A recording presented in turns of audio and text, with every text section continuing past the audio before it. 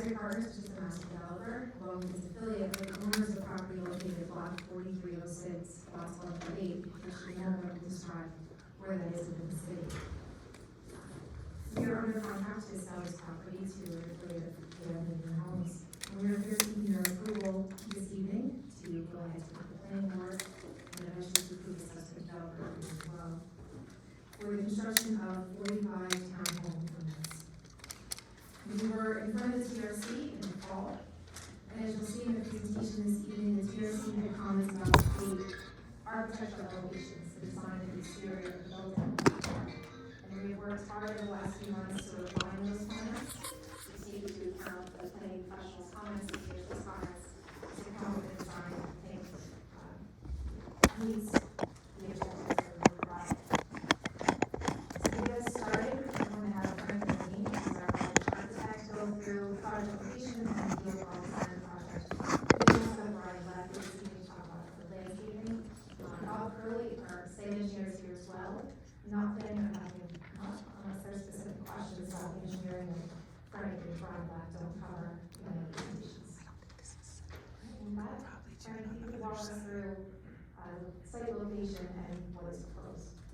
Sure. The first image we're looking at, pardon me, is an image that I based off of a Google Maps. And you can see here the site in yellow. It is bounded on the north by 8th Avenue, on the west by Webb Street, on the east by Kingsley, and on the south by 7th Avenue. The lot area is 1.83 acres. So that tells you where the property is. And basically it's in the northeastern part of the city. And here on the top part of the image is Deal Lake. So that'll give us the location of the property. I'll move to some drawings. Just as a general overview of the project, and Jen had mentioned some of this, but we're proposing 45 residential units. Each one of these boxes represents a unit in 6 building clusters. So 1, 2, 3, 4, 5, 6. And for orientation, this is Kingsley, this is 7th, this is 8th, and this is Webb. So east is over here on the right part of the image. Some important things I think the council should know is that we made many revisions based on TRC and planning staff comments. One of the important factors, one important items that we think in terms of the design is that all the parking is accessed internally. So this is our site plan. You'll notice that the entrance and exit vehicular is off of Webb Street. All the parking for these townhomes would be, in essence, at the back of the townhomes. So the main entries to the townhomes on 5 of the 6 clusters is along street frontage. So these townhomes, they're all the entries, and I've got 3D images to show you more detail. But all the entries here are off of 8th Avenue. All the entries for these units, townhome units, are along Kingsley, and the same applies for this section along 7th Avenue.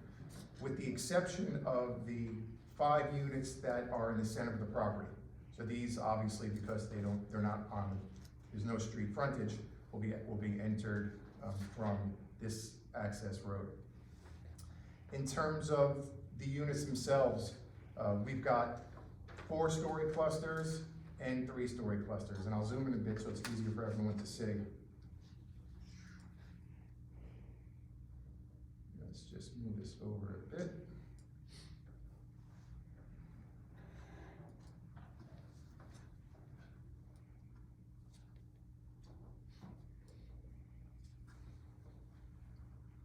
Okay. So for reference, using the same site plan, of course, these are all 4-story townhomes. These are 4-story townhomes. These are 4-story townhomes. These are 4. These are as well. The only sections that are 3 is this one along Webb Street. The widths average, or they range between 16 feet and 20 feet. The average unit sizes are between, I think the number was 1,600 approximately, and 1,650 and 2,460. So there's a range of unit sizes too within these townhomes. They're not all just these giant townhomes that we often see and are kind of monochromatic in terms of the actual layouts. So we've got a variety of sizes within these units. The end units are slightly bigger, but in general, what we're looking at here is a townhome design in terms of the site plan that has taken advantage of the 4 streets. The vast majority of the entrances to these units are off the streets, which is of course something that this council, as well as planning staff and TRC would like. It's good planning. We have brought all the parking to be accessed from within the site, and all the parking is accessed internally, which limits, of course, the amount of curb cuts that we would need. So in terms of a site plan, I think this is a very, very good solution. Some revisions that were made based on TRC comments and recommendations, as well as planning staff comments and recommendations. And I'll get into them a bit, some of them a bit more, because it has to do with colors and materials. But in terms of the site plan, one revision that was made, and we think it's a very good one, is that this cluster of homes, these 5 homes, were initially, the main entry was off of this internal road. The suggestion was made that we flip it so that now the entries are facing east, which is also happens to be where we have this this wide pedestrian entry to the site as well. So I should mention, as part of the site plan, of course, this is Kingsley, Ocean Avenue is further east. We have a main pedestrian entry, a connection to Kingsley Street right here. So the comment was, and suggestion was that we flip the design here. So now the entries are along this section, and you have a better view of this small view corridor to these. So that was, I think, a very good suggestion that we have implemented. I'll move along, understanding time is limited. This is the second sheet, or third sheet, but the second sheet of drawings that we got for tonight's presentation. And what we're looking at here is our original submission. And there's a reason why we're showing you these, because we think that the evolution of the design has come so far that you'll see these relative to the new ones, and I think you'll hopefully be very happy. But initially we had colors that were probably a bit more contemporary in nature, and perhaps could have been softened, and that was some of the suggestions, so we did do that. And there were other suggestions that the TRC had. For example, the comment, well, one of the comments was that we should try architecturally to make the end units a bit more prominent in terms of verticality and act as a good bookend to these townhomes. So this was our original idea on how to accomplish that.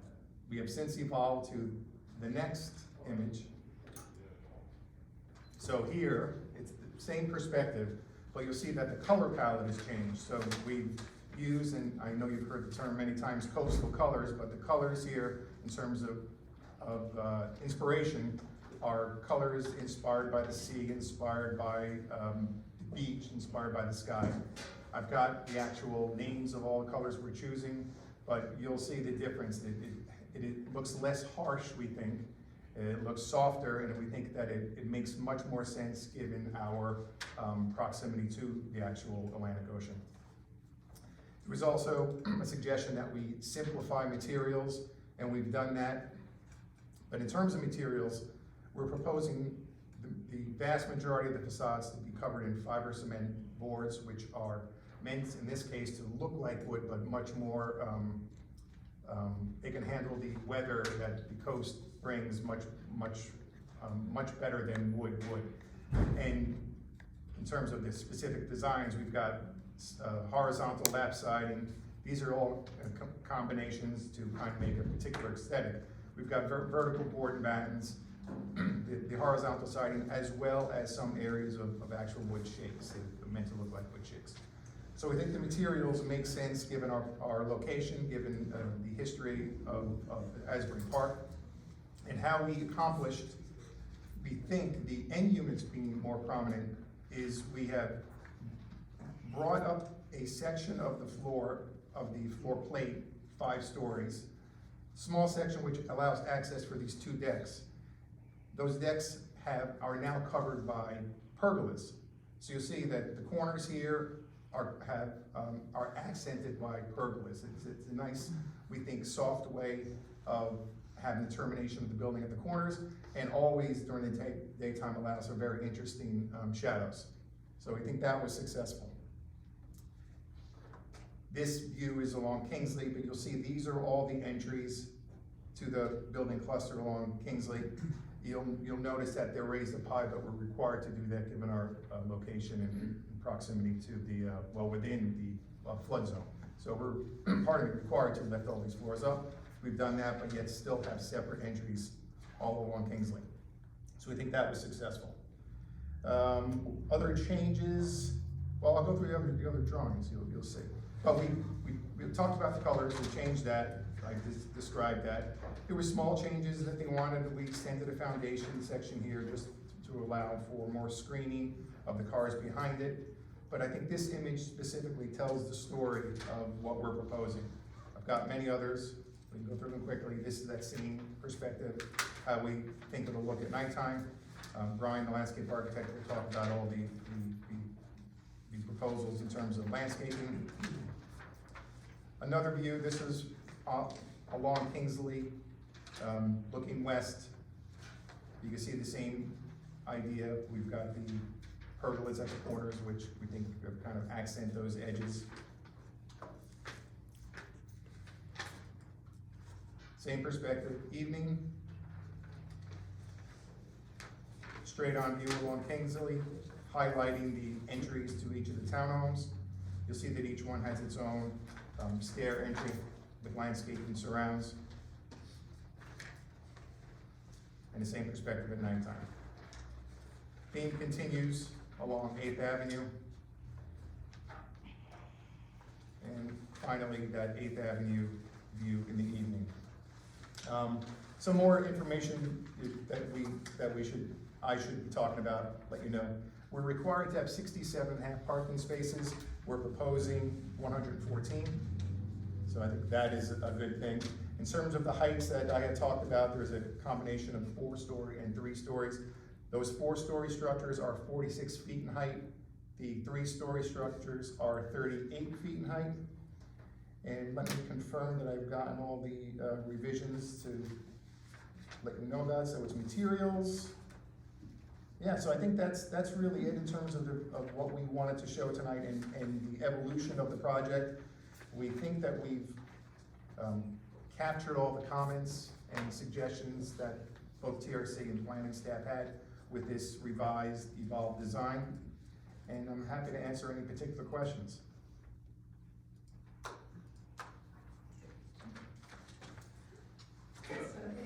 Yeah, I'm sorry, I have a couple questions. I probably lost a piece of paper I wrote down. How many street parking spots because of curb cuts from the city use? I'll defer that to Bob, our civil engineer. Okay. Yeah, he can answer that for sure. 3. Oh, pardon me, Mayor, the answer is 3. Great, okay. And these days for people also, so if there are, no problem. So you got 3 stories and 4 stories. Are all the 3s the same and all the 4s the same, if so, what the square footage of it? Yes, in each case, the 3-story buildings are on the ends 20 feet wide. The internal ones are 16 feet wide. That applies as well to the 4-story. So the widest of the buildings, which are at the end structures, are 20 feet wide and 16 feet for everything else that's internal.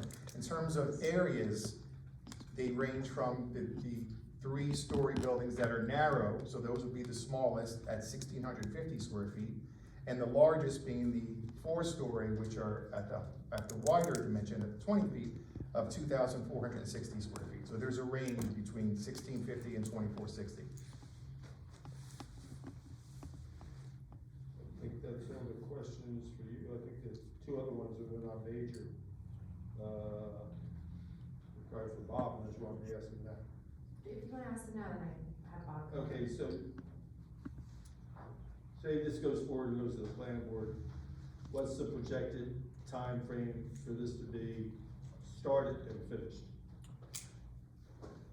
I'm looking at the applicant, so I would say, yeah.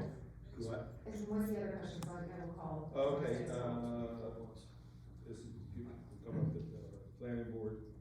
staging all on site, and as far as a trailer or, something, sales trailer on site or someplace else?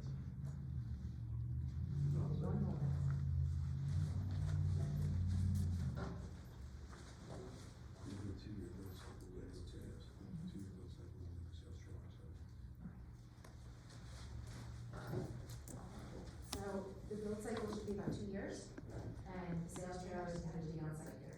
Okay, thank you very much, thank you. That's all I have, thank you. Can I ask about sustainability and green measures that would be taking part of this Yeah. development project? So what we generally do in projects like this, we'll have LED lighting, there are low VOC paints. I don't think there's a green roof yet proposed as part of this. Most of the roofs here really don't, you cannot get a green roof on. There's water detention. Yes. Water detention, so I think that's obviously a big one. And most of the code requirements these days take us to such a level that these buildings are very efficient. So we can't ask for LEED certification, but we'd like to get as close to that as possible. Understood, and I recognize that most city councils and planning and zoning boards don't want actual LEED certification, because that happens post C of O. But we can provide a checklist from LEED showing you all the points that we will hit. Right. So how many bedrooms? Some of the units are 3 bedrooms and some are 4. Again, depending on the sizes I described before. Thank you. Let's ask Brian Lash to just talk a little bit about landscaping, if there are no questions for Brian. Thank you. Thank you. I may sit here to help run the computer. I can stand. Okay, then I'll get your image. There you go. So this is a color rendered version of our landscape plan. As you can see, we're providing plantings in front and behind all of the units. All of the plants that are chosen are known to be salt tolerant and will grow in this area. I've included some images of the standard plants that everyone's familiar with. Most are native. There are some introduced species such as knockout roses, hydrangeas, and hostas that aren't necessarily native, but they are traditional shore plants.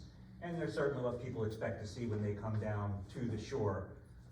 And let's face it, there's only a handful of plants that grow in the area, so anything we can put in that actually adds a little color and a little pop, that'll live, is a good thing. We did make some changes from the initial plan. The big one we've already spoken about was spinning that center building by 90 degrees. What that did is it allowed the front of that building, as you're walking down Kingsley Street and you look down the view corridor where we have the walkway, you'll be looking at the front of the building and not the garages for those buildings. We've also included a walkway and a little bit nicer entrance right where the crosswalk would come across the driveway and hit that center unit. So there were enhancements in that area. And based on the initial planting scheme, we made one big change. We originally had a lot of loroño that was specified as a ground cover, just a very low grass-like ground cover. The suggestion was made to swap that out for various sedges that are native and would serve the same purpose and have a similar look. So we did make that change. And as I was looking at it, the areas that were between the driveways seemed a little bland to me. They were all the same. So I introduced a little bit more variety into the planting strips between the driveways, again, just for visual appeal. But that's the summary of the landscape. There are trees all around, both on the sidewalk, which would be part of the overall development plan and not part of this project. That's why the street trees are screened out on this. That's where they show up as part of the redevelopment plan. But all the streetscape improvements would be part of the master development. So if there's any questions, I'd be happy to answer. No, I have nothing. Thank you, Mr. Thank you. Thank you. So following this, we will be presenting a subsequent developer agreement to your attorneys for review, that is the same form as usual. We're gonna come back to the council for review and approval, and assuming we get it back early, so go to the planning board, will be another opportunity for a public hearing. Thank you very much.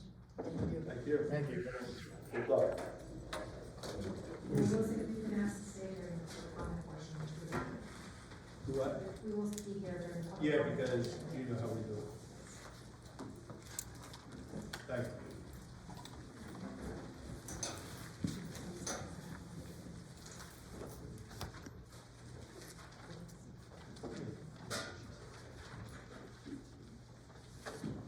We're now on to matters from city council. Councilmember Bez Anderson. Yes, I have something to say. First of all, good evening to everyone.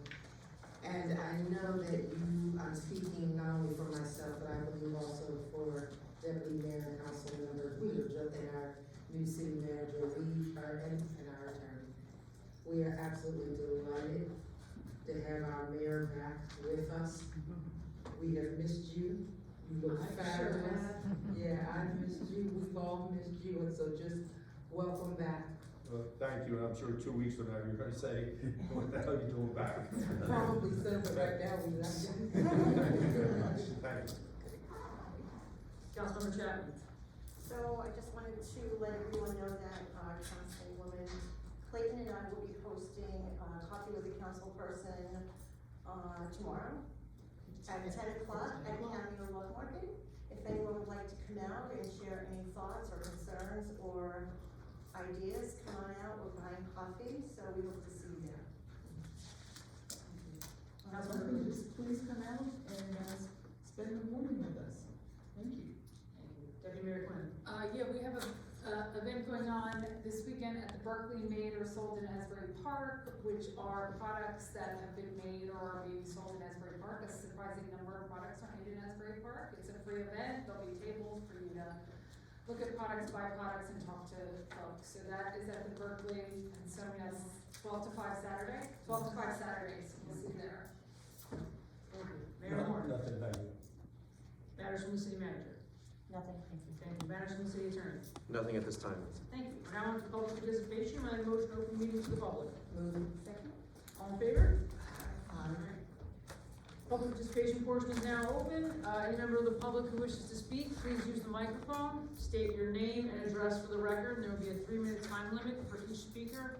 Again, please state your name and address for the record.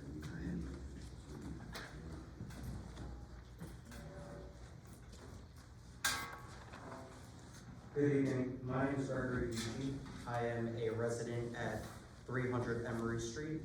I'm on the 3rd floor. We live 2 floors above the Asbury Ale House.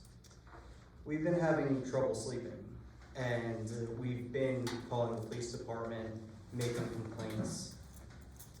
I'm not sure if the ale house is being fined for these complaints or not. I don't have any way of knowing, but I know that the complaints about the noise ordinance seem to be falling upon deaf ears. So I'm here to speak about that. See if there's any way that that can be helped. Is that it? I believe so. Okay, thank you. Continue to call the police, call the shift commander. If you get no results, let the city manager know, as soon as possible. When we get these complaints, we do take them seriously, and restrictions have been placed on various bars because they've been not being nice neighbors, so. Yeah, we have shaking floors, things falling off walls for different people in the building. It's a serious concern. Yeah, So I and- wanted to start that tonight. And there's power in numbers, so I'm sure like you're calling, but if you can get your neighbors to call and everything else, the squeaky wheel gets the grease, and like, we can't do anything until we get those complaints, and then there's a liquor committee made up of 2 council persons, which, like, they sit down with the police department, they go over the complaints, and then, you know, they suggest when the licenses are up in June, that restrictions be placed on these establishments. So again, the only thing we can do is like get the complaints and then move on them. So if we don't get the complaints, we're like kind of like useless to you. So anything you can do to help us get your neighbors to complain We'll track them. helps you immensely. We'll track the complaints. Thank you. Thank you, and hopefully it gets better. Deputy Mayor Quinn and I meet with the police every month to talk about liquor license establishments and issues. And we need to see the number of calls that come in order to have those conversations with the owners. Absolutely. Thank you. Thank you.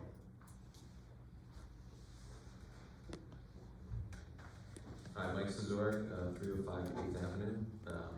Apologies if I missed this, came late, but I saw in the agenda packet with, regards to the Delta Townhouse, development, that there's a pilot proposed.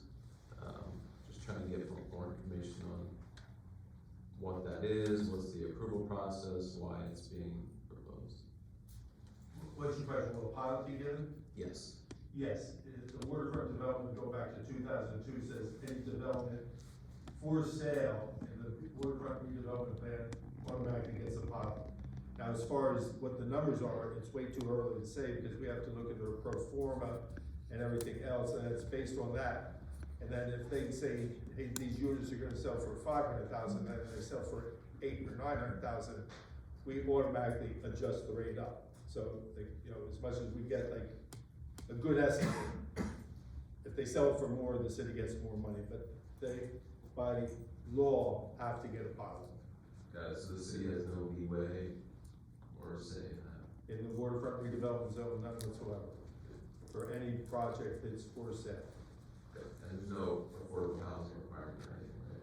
No, but the original agreement had a stipulation there, when they hit certain levels, I'm gonna be close on this, but, you know, don't quote me, but we can get you the information. The first year, they paid the city $1 million. When they hit 300 units, they had to pay the city $1 million. When they hit 600 units, they had to pay the city $1 million. With the project at block 4001, the 200 some units there, that's 900 units, and they pay the city another $1 million. Now, that money, not always in the past has gone to affordable housing, but we've always put it to affordable housing. So that's what they had to do with affordable housing. Got it, thanks. Just one more follow-up, specific design questions, probably best answered at the planning board meeting, is it correct? Well, you can ask it tonight, because they stayed to answer any questions, so they're here, so if you have it. And you can also, yes, the planning boards will be, you know, where. Yeah, I mean, just real quick, I mean, I noticed some of the steps to the units drop kind of right onto the sidewalk. I just wanna make sure that, you know, setback requirements and, those type of things are being complied with. You wanna answer that now? Sure, we do comply with setback requirements, and yes, our stairs in some cases do go to the front sidewalk, but we do meet the requirements. Okay, I'll follow up with my other questions at the planning board. Thank you. Thanks. Hi, Polly Shilda, 1100 Fifth Avenue. I'm speaking on behalf of Asbury Park and Police Streets Coalition and myself, and wondering regarding the city's resolution, the Complete Streets resolution that we have, and a Complete Streets checklist. This kind of piggybacks on what Mike was asking about frontages, about setbacks. Are you aware of the Complete Streets checklist, and that I believe, correct me if I'm wrong, that the checklist does require that new construction allows for a certain amount of pedestrian walkway, that not just setback, but walkway space, as well as possible bump outs and crosswalks and any other treatments on the street that would enhance walking and bicycling and make it safer.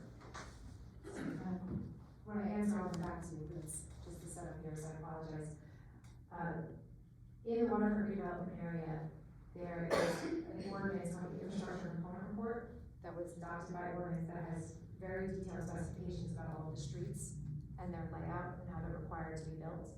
And as part of this project, the streets around this block will be built out in accordance with the engineering design that's in the infrastructure component report adopted by ordinance. And that does specify the walkways, the paver bands, the curbing, the street trees, everything that goes into the streetscape design. But that ordinance was adopted, I guess, last amended in 2018 or 19. Are you familiar with the checklist? With the Complete Streets resolution and the checklist? Would just be a good, maybe take a look at it. So what happens is we actually verify both contract and ordinance to comply with what's in the adopted ordinance. We have been having discussions about potential amendments to that, but whatever the ordinance is at the time that the construction starts is what we will be obligated to comply with. All right, thanks. Thank you. Nobody else, motion to close? All in favor? Public participation portion is now closed.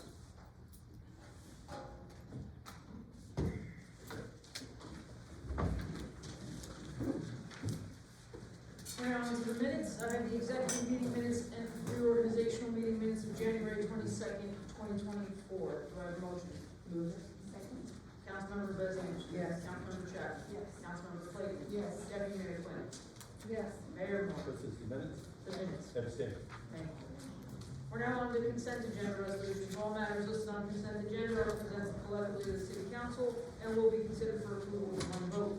These matters are considered to be routine in nature. There will be no individual discussion of these items. If discussion is desired by one or more council members as to any particular item, then said item should be removed from the consent agenda and considered separately. On the consent agenda, we have resolutions 2024-78 through 2024-83. Do I have a motion? Second. Councilmember Bez Anderson. Yes. Councilmember Chapman. Yes. Councilmember Clayton. Yes. Deputy Mayor Quinn. Yes. Mayor Moore. Hold on one second. Yes. Resolution, I'm sorry, running on to individual resolutions. I have resolution 2024-84, resolution approving payment of bills. Mayor Moore will vote no on PO number 24-00091.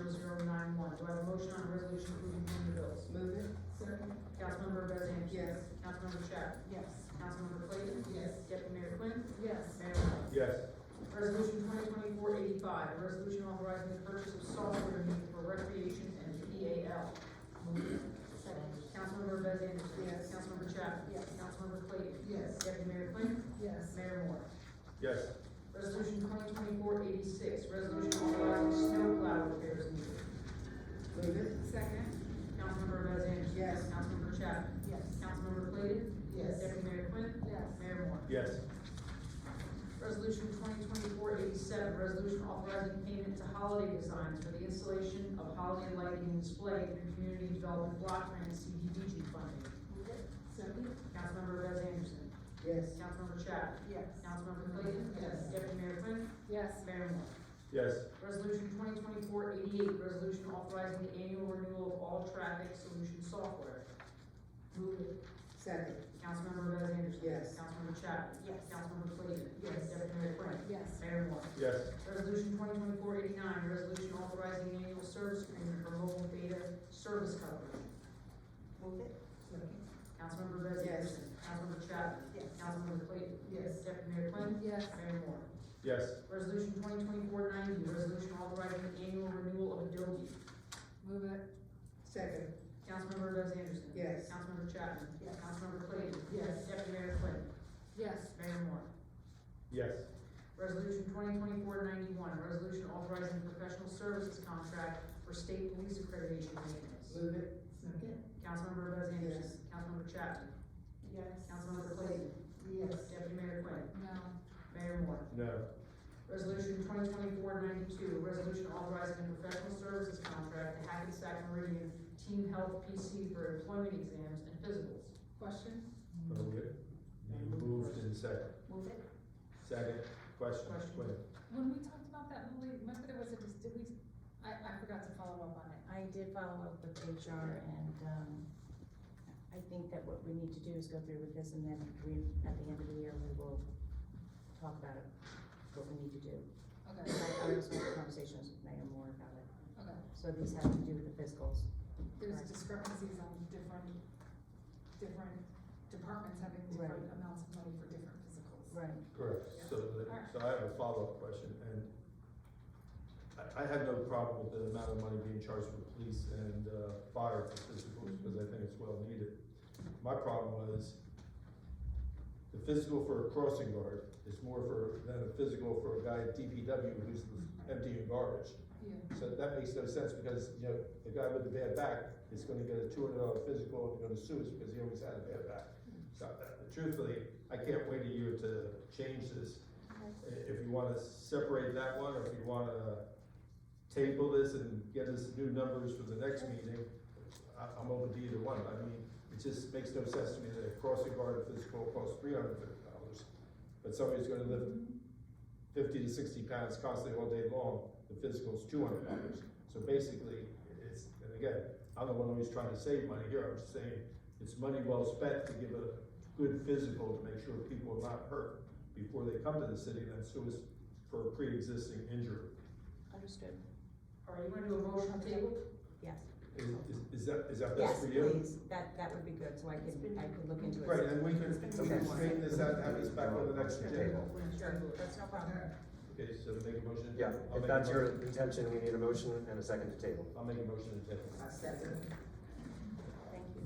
I have no problem having this back on the next Should we agenda. go, roll call vote on the table. Councilmember Bez Anderson. Yes. Councilmember Chapman. Yes. Councilmember Clayton. Yes. Deputy Mayor Quinn. Yes. Mayor Moore. Yes. Resolution 2024-92 has been tabled to the February 14th meeting. Resolution 2024-93, resolution authorizing professional services contract to T&M Associates for licensed site remediation professional services, SLRP. Move it. Second. Councilmember Bez Anderson. Yes. Councilmember Chapman. Yes. Councilmember Clayton. Yes. Deputy Mayor Quinn. Yes. Mayor Moore. Yes. Resolution 2024-94, resolution entering into a memorandum of agreement with the Asbury Park Housing Authority for the provisions of fiber optic network repair services. Move it. Second. Councilmember Bez Anderson. Yes. Councilmember Chapman. Yes. Councilmember Clayton. Yes. Deputy Mayor Quinn. Yes. Mayor Moore. Yes. Resolution 2024-95, resolution awarding a contract to Millennium Communications Group for fiber optic repairs needed. Move it. Second. Councilmember Bez Anderson. Yes. Councilmember Chapman. Yes. Councilmember Clayton. Yes. Deputy Mayor Quinn. Yes. Mayor Moore. Yes. Resolution 2024-96, resolution authorizing the city of Asbury Park to implement the competitive contracting process to procure vendors to operate an electric scooter share program within the city. Move it. Second. Councilmember Bez Anderson. Yes. Councilmember Chapman. Yes. Councilmember Clayton. Yes. Deputy Mayor Quinn. Yes. Mayor Moore. Yes. Resolution 2024-97, resolution authorizing the city of Asbury Park to implement the competitive contracting process to procure vendors to operate various concessions within the city. Move it. Second. Councilmember Bez Anderson. Yes. Councilmember Chapman. Yes. Councilmember Clayton. Yes. Deputy Mayor Quinn. Yes. Mayor Moore. Yes. Resolution 2024-98, resolution authorizing the funding of coastal Habitat for Humanity for the administering of the home repair and renovation program with community development block grant CDBG funding. Move it. Second. Councilmember Bez Anderson. Yes. Councilmember Chapman. Yes. Councilmember Clayton. Yes. Deputy Mayor Quinn. Yes. Mayor Moore. Yes. Resolution 2024-75, resolution of the mayor and city council of the city of Asbury Park to enter into an Stockholm recognition agreement with NEG Financing One LLC as a lender for Somerset Asbury Park Urban Renewal LLC in connection with the development of property located at block 4105, lot 1.01. Move it. Second. Councilmember Bez Anderson. No. Councilmember Chapman. Yes. Councilmember Clayton. Yes. Deputy Mayor Quinn. No. Mayor Moore. Yes. Resolution 2024-99, resolution amending Resolution 2023-281, approving 2023-2024 alcoholic beverage control license for AP 30 Property Holdings LLC, doing business as Convention Hall Concession Beach Bar in the city of Asbury Park, County of Monmouth, New Jersey, in certain limited respects. Move it. Second. Councilmember Bez Anderson. Yes. Councilmember Chapman. Yes. Councilmember Clayton. Yes. Deputy Mayor Quinn. Yes. Mayor Moore. Yes. Resolution 2024-100, resolution celebrating the month of February as National Black History Month. Move it. Second. Councilmember Bez Anderson. Yes. Councilmember Chapman. Yes. Councilmember Clayton. Yes. Deputy Mayor Quinn. Yes. Mayor Moore. Yes. Resolution 2024-101, resolution authorizing the purchase and installation of playground equipment for the Second Avenue beach front area. Move it. Second. Councilmember Bez Anderson. Yes. Councilmember Chapman. Yes. Councilmember Clayton. Yes. Deputy Mayor Quinn. Yes. Mayor Moore. Yes. Resolution 2024-102, resolution appointing the firm of Archer and Griner PC to serve as special counsel for the city to finish out certain pending bond and or redevelopment matters. Move it. Second. Councilmember Bez Anderson. Just have a question. Okay. May I ask? So this here, group is just to complete current business and then no longer? Yes, that's correct. Okay, thank you. Roll call, Councilmember Bez Anderson. Yes. Councilmember Chapman. Yes. Councilmember Clayton. Yes. Deputy Mayor Quinn. Yes. Mayor Moore. Yes. We're now on to ordinances. Wait a second. We're missing a resolution as far as appointments to. Yeah, we were gonna do 2 appointments to rent control. I have an appointment on consent for APTV, I have nothing for rent control. Do you have names? Yeah, I do. Let me check, I could have swore, but I will say their names. And the reason we're doing it is because we're low on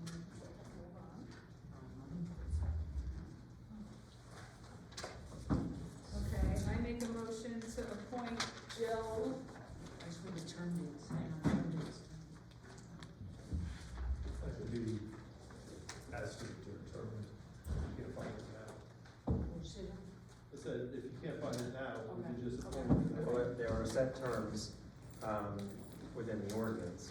So, there's a regular member and an alternate. Two regular members.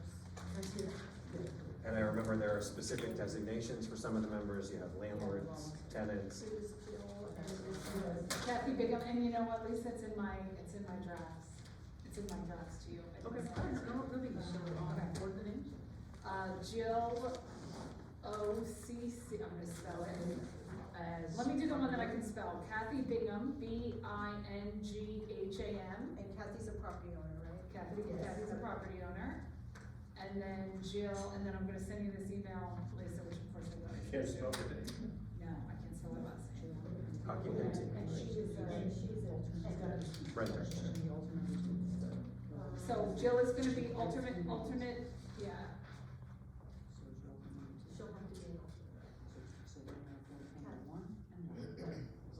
Yep. And then I'm gonna spell Jill's last name. I got it. You OCC, okay. And then, so I'm sending you the email that I thought I sent you. Okay. So we have an additional resolution, resolution 2024-103. It's gonna be a resolution appointing members to the rent leveling board. The appointees are Kathy Bingham as a property owner with a term to expire. I'm gonna have to come back and term to expire. Right now, sorry. They both TBD. know.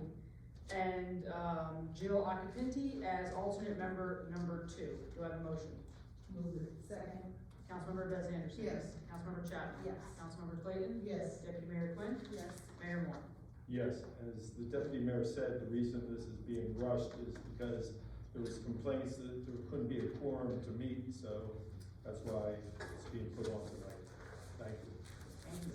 We're now on to ordinances for introduction. I have ordinance 2024-1, ordinance of the City of Asbury Park, amending and supplementing various sections of Chapter 2 entitled Administration and subsection 30-22.1, establishment of Section 30-22, Zoning Board of Adjustment, Chapter 30, Land Development Regulations of the Code of the City of Asbury Park, with a public hearing date of February 14th, 2024. Do I have a motion? Move it. Second? Councilmember Bez Anderson. Yes. Councilmember Chapman. Yes. Councilmember Clayton. Yes. Deputy Mayor Quinn. Yes. Mayor Moore. Yes. Ordinance 2024-2, ordinance of the City of Asbury Park amending and supplementing Chapter 4-1.4 entitled Fees of Chapter 4-1 Business Licenses of Chapter 4 General Licensing of the Code of the City of Asbury Park with a public hearing date of February 14th, 2024. Do I have a motion? Move it. Second. Councilmember Bez Anderson. Yes. Councilmember Chapman. Councilmember Clayton. Yes. Deputy Mayor Quinn. Yes. Mayor Moore. Yes. No one has anything else, I'll take a motion to adjourn. Move it. All in favor? Aye. Council meeting is now adjourned. Thanks, everyone. No, it was in my draft, I didn't send it. I will email, this to my home tomorrow. Yeah, they're all there, one of them was here.